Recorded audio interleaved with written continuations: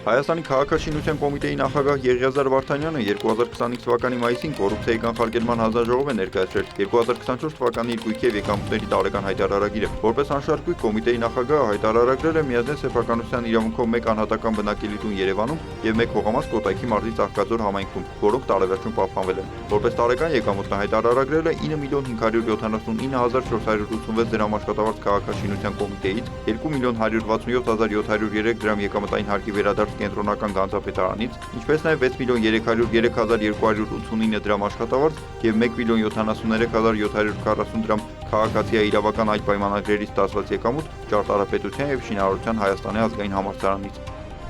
Կոմիտեի նախագահը 53.448.800 դրամ հանձնած փոխհարություն ունի Մեր Արմ Ինվեստ ընկերությանը։ 2024-ի տարեվերջում Վարդանյանի բանկային հաշվին եղել է 3.139.157 դրամ, իսկ կանխիկ միջոցները կազմել են 30.800.000 դրամ, 24.900 $, և 19.500 եվրո։ Նա հայտարարագրել է նաև 3.788.940 դրամ վարկի մարման ուղղված վճարումներ։